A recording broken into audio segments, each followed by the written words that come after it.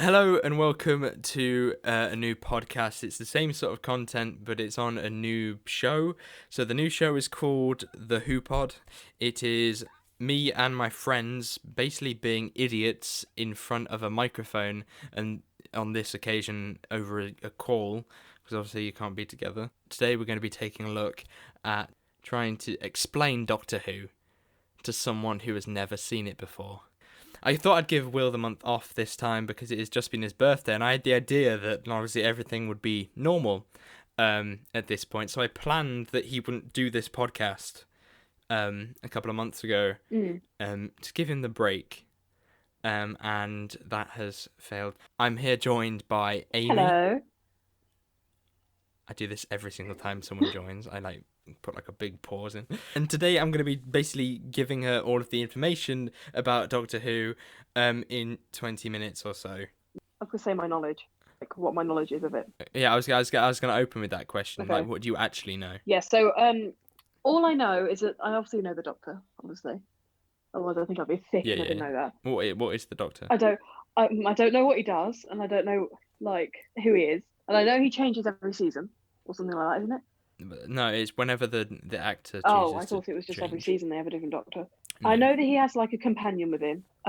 Yep. I know.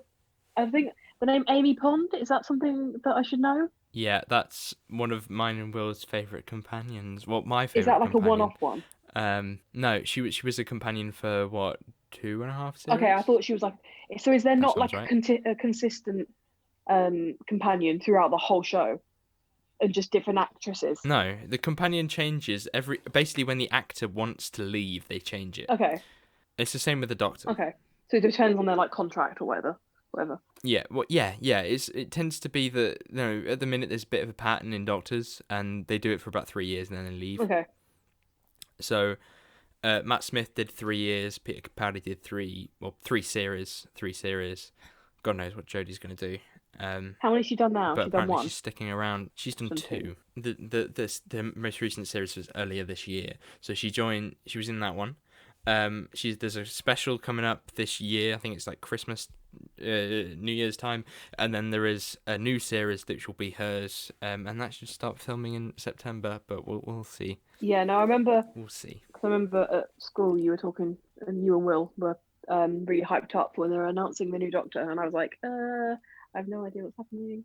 Yeah. Obviously, you haven't been around for the last year, but once Doctor Who was on, if you speak to anyone that's in our group, that there is a lot of me on a Monday afternoon, on a Monday sort of like third period. They normally drop a trailer for the American version of the trailer. So I have lessons in the morning, and then third period is when I check on my phone whether the trailer's come out, and then I watch the trailer, and I think one afternoon I turned to Jordan next to me and went, "Jordan, look, Cyberman, Jordan, Cyberman," and he did nothing. Jordan, and there was a few announcements as well, things that if you talk to Jess, she understands this completely.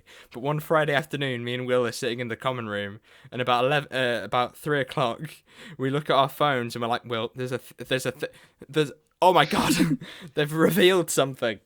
That is basically how our thing goes.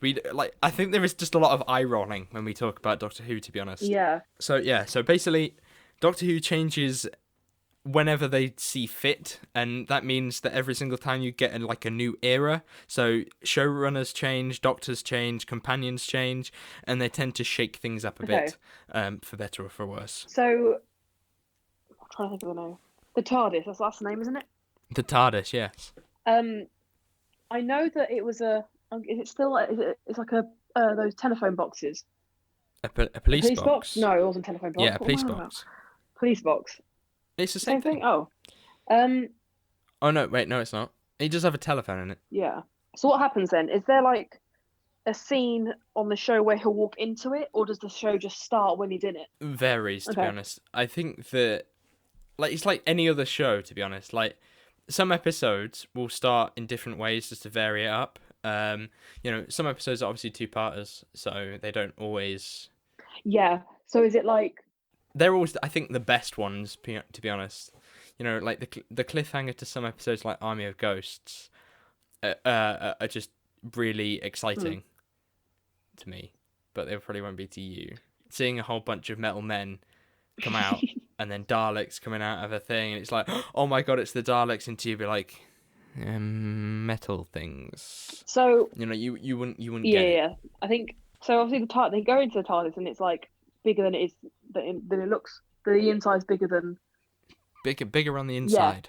And then what happens there? What happens in there? What because I know I've seen like photos with like loads of like buttons and like Yeah, so it's basically just a time machine. okay. It's basically a ship. Do they pick where they want to go? That's what the Do TARDIS they is. pick a time in history or in the future that they want to go to, or does it just happen and then they have to try and get out of the situation? It's a bit of a rough it's difficult to say that because sometimes it's been. I think there's a bit of like theory and like sort of speculation about what I heard anyway about the TARDIS directing them where they need to go. There's a joke that he doesn't really know how to fly the TARDIS, so he tends to turn up at the wrong place. Okay. Like there was an episode that I watched the other day in which he's in the future with like emoji robots. It's a very silly episode, but at the end of that, he's like, "Oh, I'll take you back to the university," because their relationship is kind of like he's my teacher, she's the student. Okay. And then he's like, "Oh, I'll take you back," and then they end up on the Thames, and it's frozen over. An elephant turns up, and then that is the cliffhanger for the next episode, which is all on that for each Thames episode. You know, have you seen Black Mirror? Some of it. You know how each episode is something completely different. Is it like that, or is it? I suppose do they kind of link because obviously they've got the same characters and they've got the same thing, but is every single episode like a different experience, a different place, a different? I wouldn't say quest or like adventure. So each episode, if it's not a two-parter, so which means that it spreads over two episodes. Yeah, like they do a cliffhanger and then they finish it in the next one. Yeah, and there was actually a really weird three-parter once, which wasn't that good, if I'm honest. But it was like a trilogy that they did, the Monk trilogy. It was weird. It's difficult. It's way harder to think about what you want to say when to you it comes so simply, but to me it comes so simply, but to you it's because you've got the idea of the episode, and that's what's puzzling me a bit. So you're just trying to explain to me the imagery. Yeah, so I do. Ooh. Oh my god, what's happening? You've become a robot. I'm not right. Amy, you've become a robot. I'm trying to try and get it if it's... Right. Quick pause in recording while I sort out the call. Yay, welcome back. It's been a day. The robot was uncurable, so I had to just delete them, you know, Cyberman style. And now you're probably going to turn into a robot again, aren't you, at some point during this? I'm just thinking about that. I have no idea what you're on about. Oh god, I told you we had a lot to talk about. Right. Yeah, what is a Cyberman? Right, a Cyberman. Your profile picture on my phone is, I think Will's one is Will's. You're talking about the old podcast profile. Yeah, that's my contact photo of you and Will. So a Cyberman is like a human, or to be honest, it's most species. It doesn't have to be human. It could be a Time Lord. Google that; they're beautiful. Most people would argue otherwise, but never mind. So basically, it's mostly human, and what they do is they take your brain, they put that into a metal casing, and they put your nervous system basically around the rest of the body.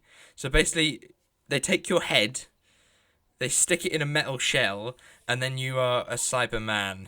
What do you look like? Do you look like a normal human, or do you look like a robot? You're metal.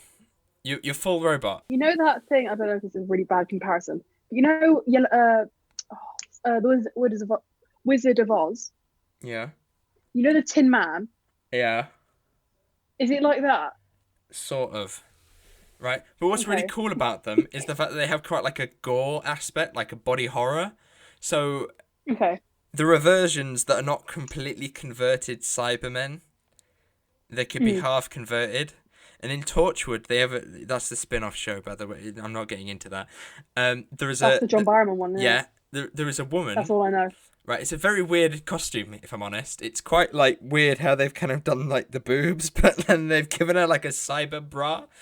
Like, Oh, I like don't know. metal? Made out of metal? Google cyber woman, That would be and it's painful. really weird, right? Okay, and then, but she's, like, half converted Cyberman, half converted human, and she starts trying to convert things. So there's this bloke, and she converts him, and she sort of sticks, like, a piece of metal in the side of his head, and it goes up and goes inside of his head, and he's all, like, scalded, and his eye's been replaced and gouged out with a new one. It's like, lovely. It could be used for so many sort of dark sort of terms, which is why I really like Cybermen. As we're on the theme of villains, do you know what a Dalek is? Oh, it's that thing that's got the silver balls on it. Yeah. So it's basically, you get silver balls. With a weird, like, antenna thing. It's the silver balls thing, yeah. Thing with silver balls. Such a good comparison. Silver balls thing, yeah, you know what I mean. So you get it's the same sort of thing. So they were a mutant race. Well, they were human, and then they kind of mutated, which meant that they put themselves into basically a tank, which made Daleks. Okay. I'm guessing they just attack people. They basically think that they are supreme, and everything else must basically die. So how is it just like in an episode where like the Doctor and whoever the companion is, they'll go into wherever, and then the enemies will just come out randomly and they'll just want to kill them? No, there's an actual story to it. It's never always as simple as, destroying the Earth. Not every week is just the Earth kind of gets destroyed. It's like sometimes it can be quite enclosed and quite clever. There's an episode called Midnight, which is all about the idea of isolation and being stuck in a ship. Well, it's like a transporter, and there's something out there, they don't know what it is, and it keeps knocking on the windows and on the doors. It's killed the crew, and they're basically been abandoned.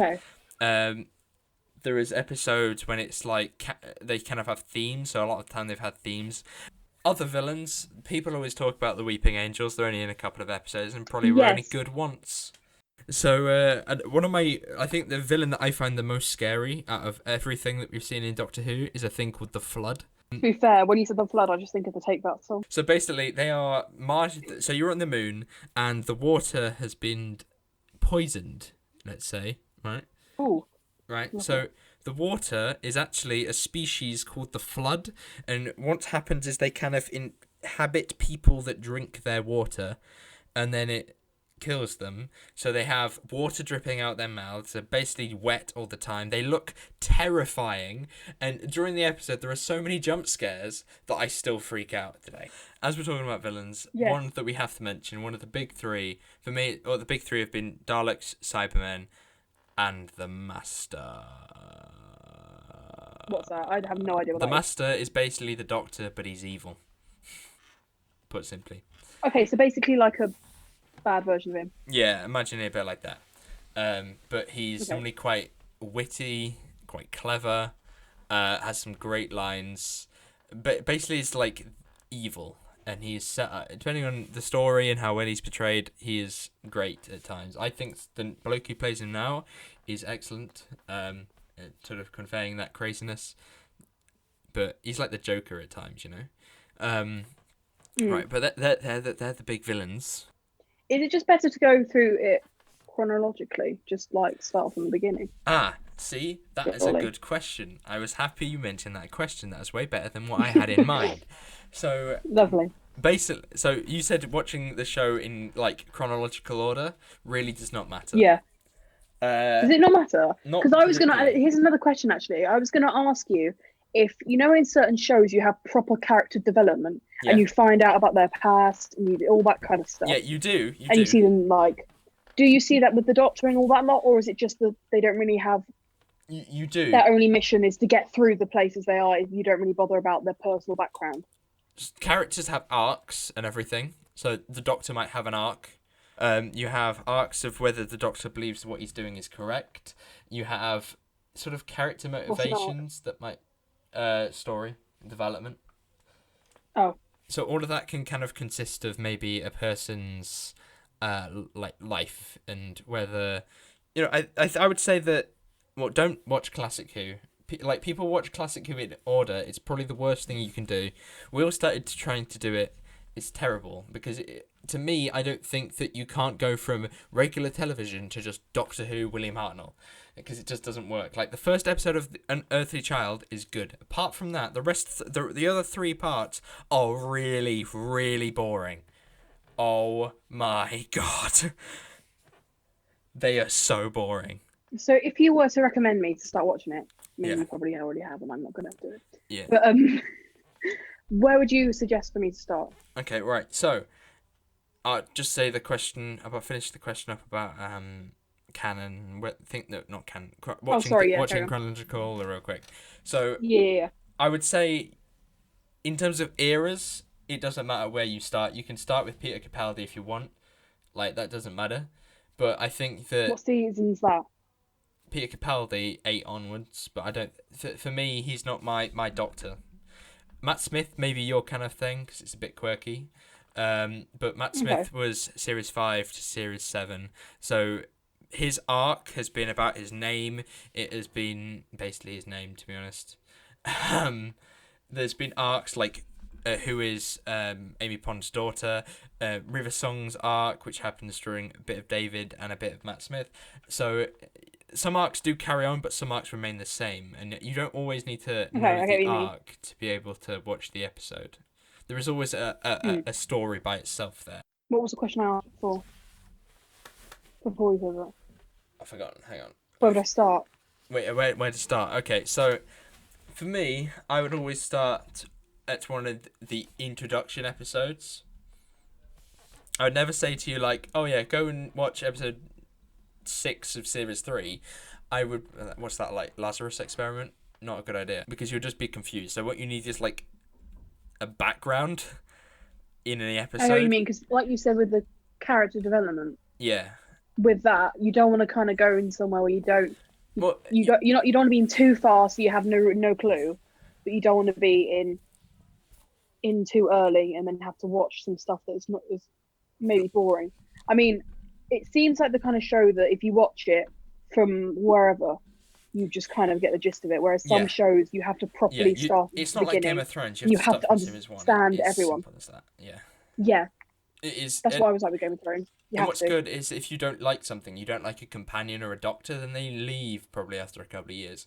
So a lot of people don't like Jodie Whittaker. You're not stuck in with the them. end, she'll probably leave, and then it'd be a good day for them and a sad day for everyone that liked them. You know, it's the same, I think, with all the other doctors. You know, some people really liked Peter Capaldi, some people didn't. So, like, it kind of evens itself out in the end. But where to start? I'd say that for an introduction episode, you have to start with probably an episode 1. So you either go with, or an introduction of a companion, because if you add a companion, it means that the companion has to have everything explained to them. Rose, for example, that's the first one of the new stuff, but that only has Kristen Eccleston for 1 series. So for me, David Tennant's return would be a good place to start, but that doesn't give you the background information because Rose is already a companion, so you don't need to. There's no thing there. So series 3 is Martha, so I suppose series 3 would be a good place. Series 4, not so much. There's a lot of stuff that you probably wouldn't understand because series 4 does become quite a sort of era defining, like, this is your end game of everything. You know, like, one of the best episodes is Stolen Earth Journey's End. It's like Avengers Assemble against Daleks, and all of the cast come back from previous years. I wouldn't start with Series 4. Series 5, probably be a good place to start. Matt Smith's first series. A lot of people jumped in from there. I believe it became really popular in America after Series 5. Series 6 and 7, I wouldn't start there, neither. Series 8 probably wouldn't either, if I'm honest. New Doctor, but it does take a while to get used to, I think, which could put people off. So, and then I would go with Series 10. Series 10 would be a nice little introduction for someone to join in, right? Because first, I've been watching it recently, right? And I feel like Bill has actually grown on me. To begin with, I didn't like her, but now I do. So I'm guessing Bill's a companion. Yeah, she's the companion. So she comes in and she just asks loads of questions and she takes things quite literally. I think that it's almost like she's the person that's never seen Doctor Who before. and she's asking the Oh questions yeah, to she's the kind of doctor. lost, and she's like, Yeah, "What? Where am I going?" Yeah. that's an interesting way of doing it. Which, she walks in and just goes, "Oh wow, this is the TARDIS," and then she's shown all of this, and she's like, "It looks like a kitchen. It's a time machine." And the doctor's like rubbing his head, not understanding. And there's loads of sort of questions that she asks, especially in the first episode, which kind of are a nice way to introduce people. Like, there's a bit of silliness to it, and she's learning the Doctor at the same time that you're learning the Doctor, so that it makes sense. But obviously, if you've seen the show before and you've seen that Doctor before with a different companion, you don't need that so much. I would.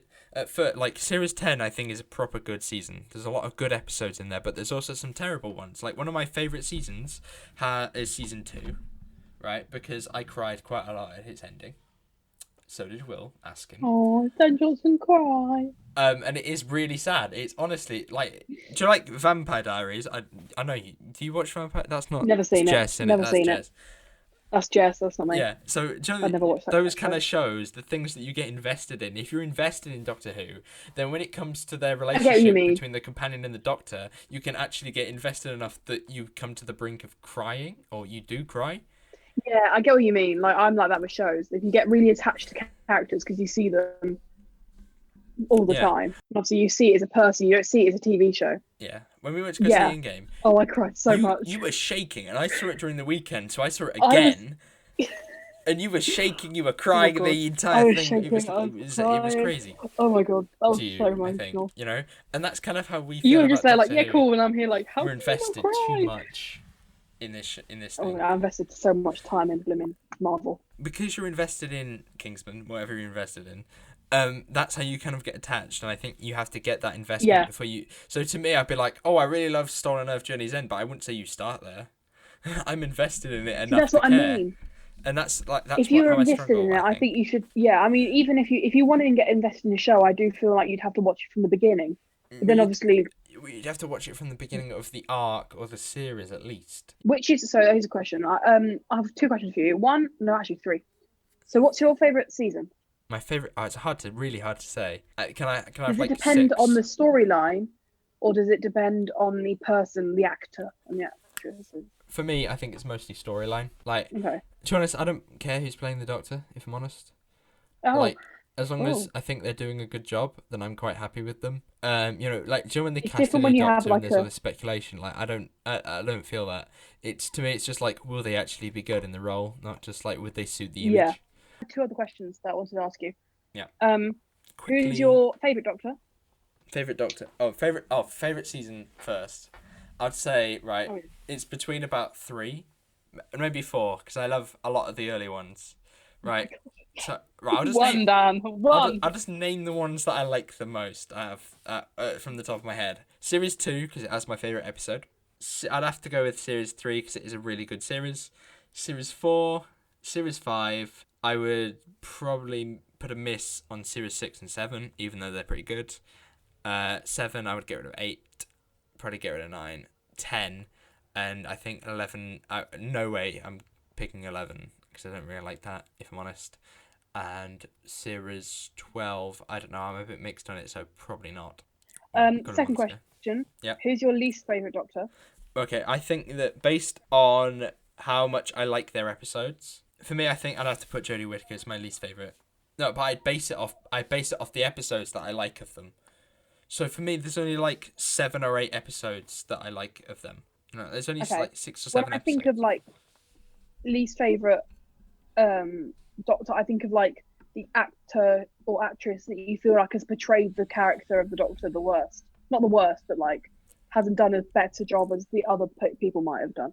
See, that's difficult because I don't think any of them have done a bad job. Okay, that's all right then. I didn't know there was going to be one that you really didn't like. Capaldi could have been truly incredible if he was given some better lines towards the end.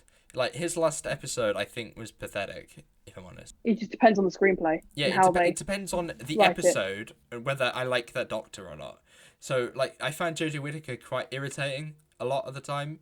I think, especially in Series 11, I think that some of the stuff that she said was quite, like, it's like, do as I say, not as I do. Oh, yeah. So it was like, "Oh, we never kill spiders. We're never going to shoot a spider. Let's all put them in a room and they can suffocate." You what? See that? So I'd have to go with Jodie as my least favorite Doctor, because I think that I can just imagine you in the room going, "You what?" That's honestly, really like. Ask Will, but if he Will would say it without a doubt, it'd be Jodie Whittaker, because I think it's more because like she has the worst episodes. I think, to me, she's had the worst. She's had for the 2 series that she's been the Doctor, she's had so many duds that it makes her the worst Doctor to me. Not because I think she can play it well, but I think she's given crap stories sometimes. Yeah, I get what you mean. It depends on the I quite like the finale. Oh. A lot of people don't, but I like the finale. So I would say that she's good there. But I wouldn't say she's good in Arachnids in the UK, which is the whole "let's put spiders in a room" episode. Yeah. Doctor Who came across as quite pretentious during Series 11 and Series 12. It used to be this kind of like nice little show that loads of people liked. Everyone knew it was on low budget, but it was fine. But now they've tried to stretch the budget to make it seem like it's, way better. We changed. Oh, look, guys, we've changed our aspect ratio. It means absolutely nothing, but we've changed it. It becomes a bit more pretentious, I think. But also because of that, the direction got better and things like that. So, What's your final question? Who's your favourite? Who's my favourite Doctor? Well, everyone has their Doctor, right? Their Doctor, the person that they like the most, and for me, it's David Tennant. Wow, actually, for some reason, I didn't think you'd pick. Well, I think he's my favourite because he's the one that I knew for the longest when I was... I got attached to him because he was the one that I remembered the most. Yeah. To me, I used to think he was the Doctor for years. For years. But he was only the Doctor for 4 years. But to me, that was, the majority of my movement in primary school. 3 when it started, 4 when he was around, and I definitely watched Series 2. So 4 when I started watching Doctor Who, and he left when I was 8 or 9. So, well, hang on, Daniel can't count, so it's 8. So I had that attachment to it that I was that made me quite happy. I think it's sad when he left. So thank you very much for listening. Hopefully you did enjoy the podcast this month. Next month, God knows what we're doing. If I'm honest, the whole plan's run out. I'll be here again. Probably won't be wanted, but I'll be here again. This could be a series talking about trying to introduce you to Doctor Who. If I'm honest, God, that could. Maybe next time we'll actually watch Doctor Who. I can, if the Zoom call works. That's a pretty good idea.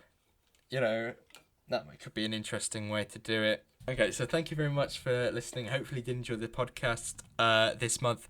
We'll probably do some more of these at one point. I think it's quite an interesting subject that we can delve into a bit deeper that we haven't, we've only really scratched the surface of this kind of stuff. So thank you very much for listening. And Amy, you got any last word? Thank you and goodbye. I don't really have anything specific to say, but I've been opened up to a new world. Links in the description. See you later. Bye. Bye-bye.